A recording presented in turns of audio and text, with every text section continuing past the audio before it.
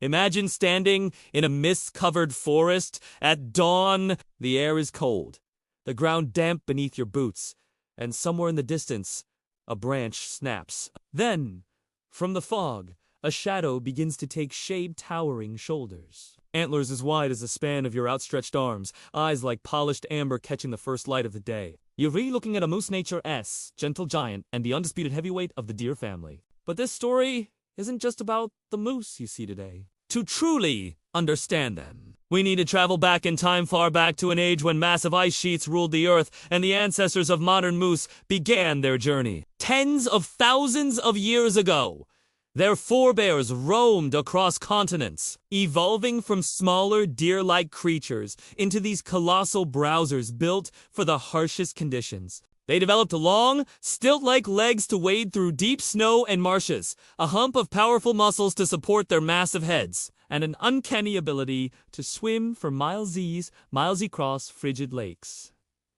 Those extraordinary antlers, they aren't just for show. They're living advertisements of strength and genetic quality, growing and shedding every year in an ancient rhythm tied to survival and reproduction. In the moose's world, a good set of antlers is like having a perfect resume only here. The hiring process involves fierce competition, occasional wrestling matches, and the ability to impress the ladies. As ice ages came and went, the moose proved themselves masters of adaptation, spreading across North America, Europe, and Asia. They thrived in environments others couldn't, places where winters were long, summers were short, and humans were still figuring out how to make fire without burning down the forest. Over millennia, these giants became a keystone of their ecosystems. By browsing on willows, birch, and aquatic plants, they shaped forests and wetlands, indirectly influencing bird populations, insect life, and even the flow of water through the land. They were,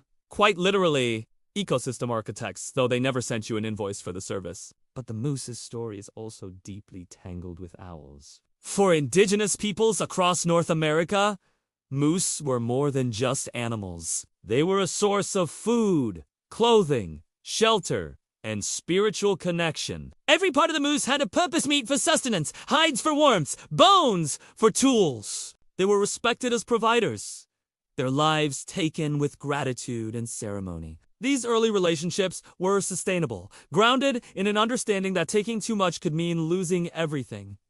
Then came a shift. With European colonization came guns, new hunting pressures, and a market for hides and meat. In some regions, moose populations collapsed under the weight of unregulated hunting. At the same time, habitat destruction began. Forests cleared for farming, wetlands drained for towns. The moose's sprawling home range shrank, replaced with a patchwork of roads and human settlements. And while moose are powerful swimmers, they are notoriously bad at looking both ways before crossing a highway. Today, in some places, vehicle collisions are one of the leading causes of moose deaths. Imagine weighing over 1,000 pounds and still losing a fight with a car. It's not exactly the kind of matchup you'd want to see on pay-per-view. Interestingly, moose have never been domesticated. They've been tamed on occasion, used for pulling sleds in parts of Russia, or even trained for riding in bizarre historical experiments, but they never took to human control the way horses or cattle did. Moose remain stubbornly independent, a reminder that some parts of the wild refuse to be tamed,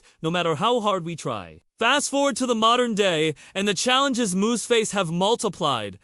Climate change is perhaps the most insidious. Warmer winters mean ticks survive in greater numbers, and a single moose can host tens of thousands of these parasites at once. In severe cases, the infestation is so heavy that moose become ghost moose, losing their fur, weakened from constant blood loss, and sometimes dying from sheer exhaustion. In New Hampshire alone, studies have shown tick-related deaths among calves reaching as high as 70% in bad years. Add to that the shifting range of predators like wolves and cougars, and the picture gets even more complicated. Then there's disease. Brainworm, carried by white-tailed deer, can fatally infect moose, and warmer climates are allowing deer to expand into moose territory. Habitat fragmentation adds yet another layer of difficulty. Roads, logging, and urban sprawl break once continuous forests into disconnected patches, forcing moose to navigate dangerous human landscapes just to find food or a mate. But despite these threats, the moose endures. In some places, Populations remain stable thanks to conservation efforts. Wildlife corridors are being built to give them safe passage across highways. Hunting regulations have shifted from exploitation to careful management. And in a twist of irony, abandoned farmland in parts of North America is reverting to forest, slowly restoring moose habitat. Where we give them space, they prove remarkably resilient. Yet, here's the sobering truth. The fate of the moose is ultimately tied to our decisions. If we fail to address climate change, if we fragment every wild space, if we allow overhunting or ignore the creeping spread of disease, then these quiet giants could vanish from places they've called home for millennia. And if that happens, we won T. Just lose a species L lose an irreplaceable thread in the fabric of the natural world. I can't help but think about what moose teach us about ourselves.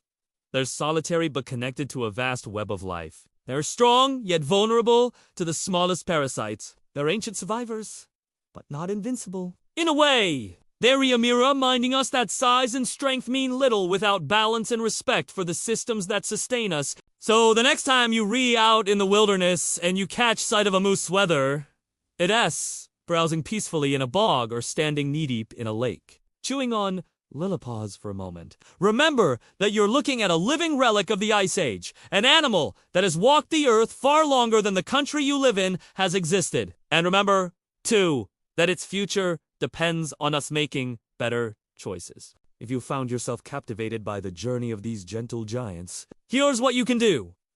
Support organizations working to conserve moose habitats, advocate for climate action, and if you live in moose country, drive with care, especially at dawn and dusk when they're most active. Every life saved matters. And, of course, if you want more stories like this where we dive deep into the lives of Earth's most fascinating creatures, be sure to like this video, share it with someone who loves wildlife, and subscribe to the channel so you don't miss the next adventure. Because the more we understand the wild, the better our chances of keeping it wild.